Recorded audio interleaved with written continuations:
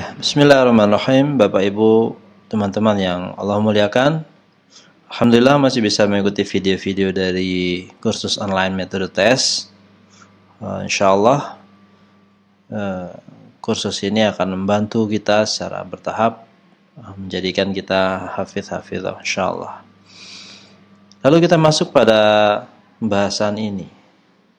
Hafal Al-Quran sampai 30 juz. Dari mulai juz 1, Al-Fatihah, Al-Baqarah, hingga juz terakhir, juz Amma. Apakah kira-kira kita bisa atau tidak ya? Atau pertanyaannya kita ganti. Bukan bisa atau tidak, tapi mau atau tidak. Atau pertanyaannya kita coba bandingkan lah ya. Kalau ada dua faktor nih. Ada dua faktor. Yang pertama faktor kemampuan. Apa? Kemampuan. Mampu. Contoh misalkan, orang yang tua dengan orang yang muda, pasti kemampuannya berbeda. Pasti. Ya. Orang yang pintar dengan orang yang tidak pintar, kemampuannya juga berbeda. Orang yang sehat dengan orang yang sakit pun kemampuan menghafalnya, kemampuan bahkan intensitas baca Qur'annya juga berbeda. Itu faktornya yang kita sebut sebagai faktor kemampuan. Nah, sekarang ada faktor yang kedua yang kita sebut sebagai kemauan. Mau. Jadi ada 2M nih, mampu dan mau. Ya. Mau dan mampu. Kira-kira kalau kita pertentangkan antara dua faktor ini, yang masing-masing faktor punya pengaruh, ya. Kemauan dan kemampuan itu punya pengaruh terhadap hafalan Quran kita. Cuma pertanyaan saya adalah, mana faktor yang paling berpengaruh, yang pengaruhnya besar terhadap seseorang yang bisa hafal 30 juz? Apakah karena dia memiliki kemauan atau kemampuan? Saya ulangi, apakah dia karena memiliki kemauan atau karena kemampuannya? Apakah karena dia muda dia bisa hafal Quran? Ya, kalau begitu berarti orang-orang muda kita harusnya pada hafiz semua dong. Apakah karena dia punya waktu luang dia bisa menghafal? Seharusnya orang-orang yang nggak bekerja pun hafal Quran. Betul? Atau karena dia pintar dia bisa menghafal? Harusnya orang-orang yang IQ-nya tinggi, yang kuliah-kuliah itu hafal Quran. Yang IP-nya di atas 3 itu harusnya hafal Quran.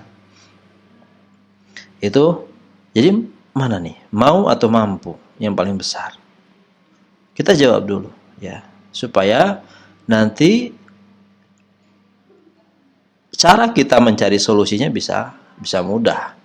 Kalau faktor kemampuan yang paling besar, maka bagaimana caranya meningkatkan kemampuan? Intensitasnya kita peroleh. Tapi bagaimana kalau faktor yang terbesarnya ternyata kemauan? Nah, ini yang kadang-kadang tidak disadari oleh orang lain. Oleh kita tidak disadari, sehingga kita sibuk mencari metode-metode untuk meningkatkan kemampuan saja. Ya, saya tidak mengatakan meningkatkan kemampuan itu tidak boleh, harus.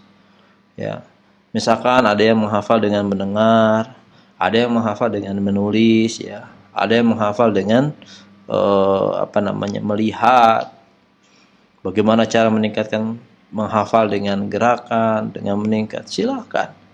Tapi jangan lupa, mana faktor yang paling besar yang kadang-kadang kita lupa untuk perbaiki. Ya.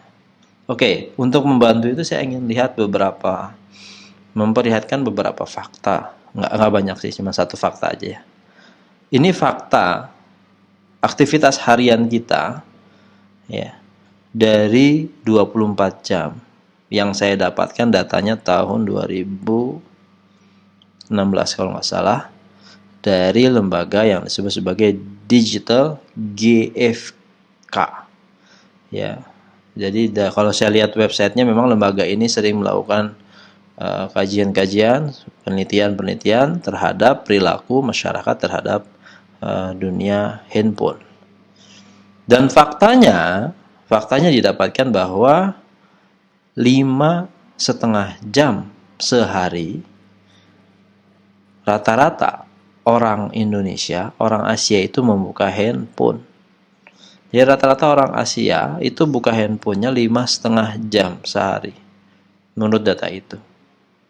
5,5 jam itu kalau dibagi persentase udah hampir 1/4 dari jam. Kalau seharian kan 24 jam, kalau 1/4-nya berarti kan 6 jam. 5,5 jam itu sudah hampir 1/4 dari jam hidup kita itu kita gunakan untuk buka handphone. Ya. Luar biasa bukan? 5,5 jam kalau kita baca Quran. 5,5 jam itu rata-rata kita itu misalkan 1 jam 1 juz saja udah setara 5,5 juz. 5,5 jam kalau kita misalkan menghafal Quran, ya perkiraan kurang lebih sekitar 3 kali 11, 2 halaman lah per hari. Artinya setahun bisa beres 30 juz, kurang lebih ya. Ini perhitungan kasar saja. Ya, 5,5 jam kalau kita bisa aktivitas yang memurojah hafalan, insya Allah bisa mungkin kurang lebih setengah juz lah. Ya. Jadi 5,5 jam yang kita gunakan untuk buka handphone menurut data itu ya mungkin akan berbeda-beda tiap orang, tapi mungkin mereka merata-ratakan itu 5,5 jam sehari itu dilakukan oleh orang Asia untuk buka handphone. Dan luar biasanya kalau saya coba survei ke beberapa peserta training, beberapa peserta taklim, kajian, seminar yang pernah saya isi, saya bertanya, Bapak Ibu, ya, siapa yang tahu berapa kali buka handphone dalam sehari? Wah. Dan rata-rata mereka menjawab tidak tahu. Hampir semua, bahkan bisa dibilang semua bilang tidak tahu berapa kali buka handphone dalam sehari. Luar biasa ya. Ya. Ini luar biasa. Dan lebih mencenangkannya lagi, fakta bahwa sebagian orang mengatakan sibuk saat diminta membaca atau menghafal Quran. Sibuk itu biasanya identik dengan waktu yang tidak cukup.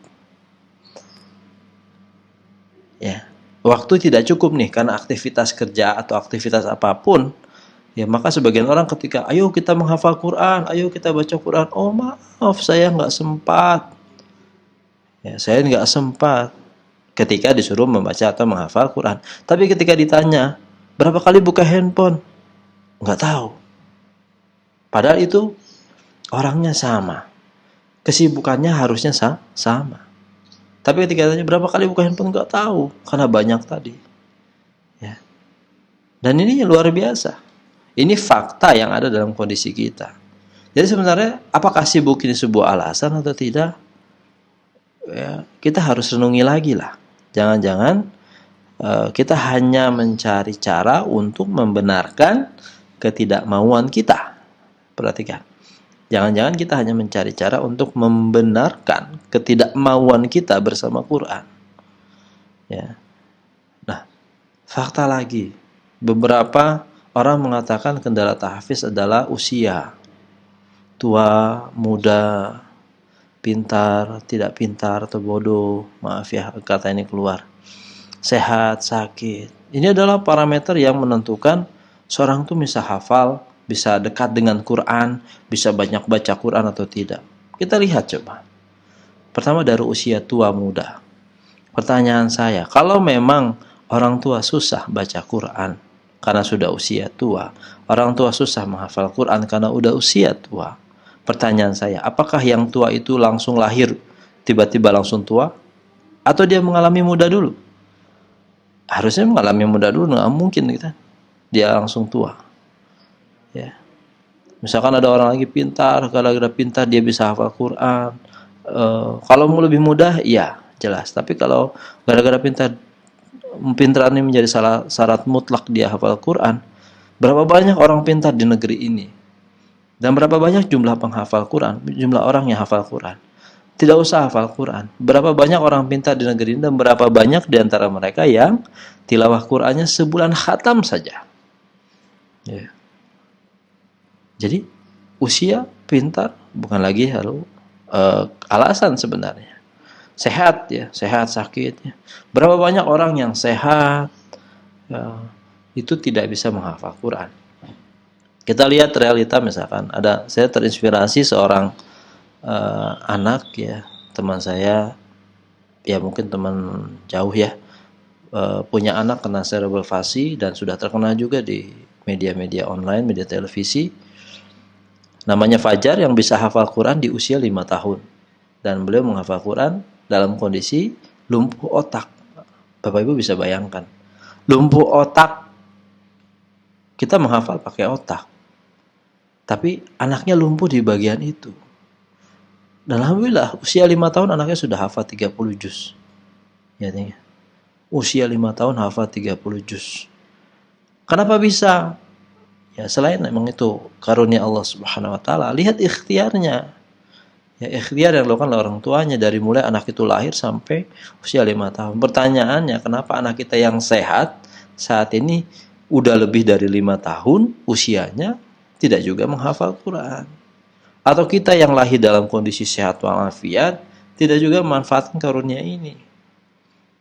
Nah, inilah yang kemudian kita bahas. Memang faktor terbesar itu mau atau mampu. Ya. Jadi orang pintar kalau dia punya kemauan, dan orang yang tidak pintar kalau dia punya kemauan dia bisa hafal Quran. Orang yang sehat punya kemauan, dan orang yang sakit pun kalau dia punya kemauan dia bisa menghafal Quran. Orang yang tua, orang yang muda kalau punya kemauan, dan orang yang tua kalau punya kemauan dia juga bisa hafal Quran. Jadi hafal Quran ini milik semua orang. Ya. Tidak peduli apa pendidikannya, tidak peduli di berapa usianya, tidak peduli bagaimana kondisi tubuhnya. Yang penting dia punya kemauan yang cukup besar. Ya, yang penting dia punya kemauan yang cukup besar sehingga dia bisa mengatasi kekurangan-kekurangan yang dia rasakan ada. Ya. Jadi ini faktor terbesar ya yang harus pertama kali kita perbaiki. Bagaimana kita menumbuhkan kemauan kita? Bagaimana kemudian kemauan ini bisa menguatkan kita dalam segala kondisi keterbatasan kita? Ya. Maka dari itu kemudian kita mencoba untuk bangun itu dengan metode tes. Alhamdulillah, salah satu yang menarik buat saya adalah ada seorang ibu 43 tahun usianya itu dengan kondisi mengajar, kondisi sibuk ngurusin anak ya, memasak dan sebagai seorang istri, alhamdulillah dengan kesibukannya masih bisa menghafal 30 juz dalam 1,5 tahun. Berbayangkan. Kenapa? Karena irodahnya, kemauannya itu kuat. Ya, maka tidak maka tidak salah kalau kemudian orang lain mengatakan where there is a will, there is a way. Di mana ada kemauan, di situ ada jalan.